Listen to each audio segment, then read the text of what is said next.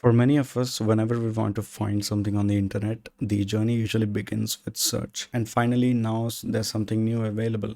Microsoft has announced Bing's integration with OpenAI's model to give you an AI powered search. And yesterday, this happened.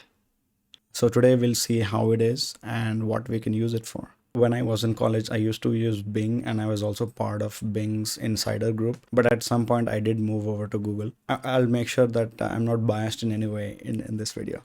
Let's get started. So once you have been accepted and you have access to Bing chat and you'll get an email for that, you can go to bing.com and get started. So this is the main page, but you can find chat here, or if you just search for anything, you'll have that option as well. Traditionally, search for specific things and then go to each of those websites yourself to read upon it and get whatever you wanted to find out. The idea of Bing's AI search is to kind of do that work for you based on the query that you provide, and then create a gist to help you get to that data faster. The way it works is basically like how any chat works. You ask a question and you get a response, and it also preserves the context from your previous queries. There's this button right here which you can use to clear it off.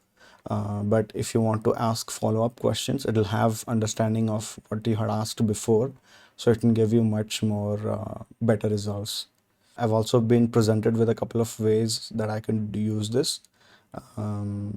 Yeah, sure. Let's try something pretty similar to this, which is also, I hope wherever it's going to get those answers from, which is also listed below here for the various websites. I hope those get visited as regular users, so the site traffic still remains fair. Otherwise, what happens is we are scraping data from websites but not giving them their traffic sort of points, so to speak, which wouldn't be really fair. So hope that's happening behind the scenes. Yeah, I like Indian, so yeah, I'll obviously make some typos to see if it understands. So it does understand. That's good. Um, but thing is, I feel like it's a little bit slow. I don't know. Uh, it has sort of personality as well, is what it looks like, which is fine. Let's try a quick little experiment about CI/CD tooling, and then we'll talk more about different GPT models. So the first thing is, let's ask it what choices do I have for a self-hosted CI/CD tooling. Yeah, because that's something I'm looking for. Um, let's see. The idea is to use that in the Home Lab series to um, do things like deploy things, mostly the Pay Your Bills app, but it has to support some sort of a YML config file, and I can use that to deploy to both GitHub Actions and this tool. But one thing I've heard of is drone CI. Yeah, this one. Yeah, exactly. So, yeah. Uh,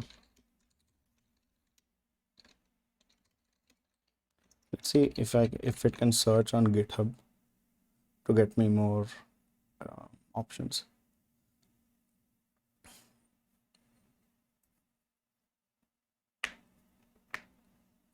So now it found drone CI, which is great. Okay, that's a weird name in Hindi. There's a Oh, it has Kanban as well. That's nice. I hadn't heard of that. Let's see. That's also one thing about GitHub, right? There are so many projects, and because it's difficult to discover projects, what I usually do is just look at the lists that GitHub generates for various tags like CI/CD and try to find the right fit. But this is probably looking at the number of stars, I guess. Let's see how many stars it has. 10K. That's great. Oh, it has a ID as well. That's pretty cool.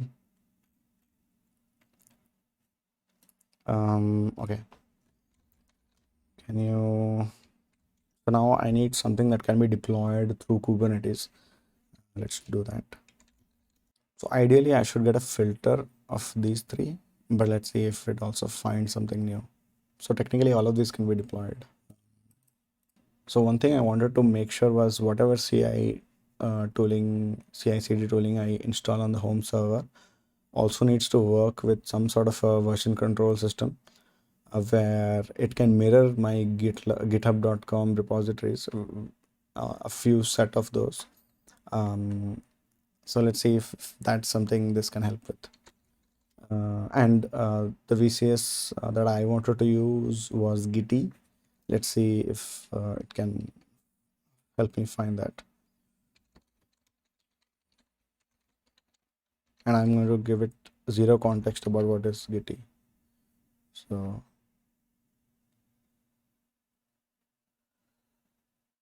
yeah, so it did this search, which is actually really nice. That's the exact search that a human would probably do. So that's great. Okay, this works.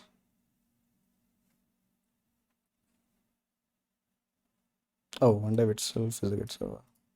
That's good. I think I'm going to go with drone CI.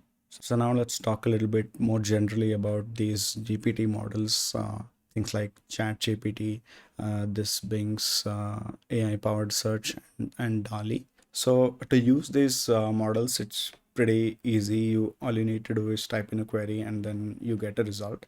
But how you craft these input is also important, and that's what prompt engineering is.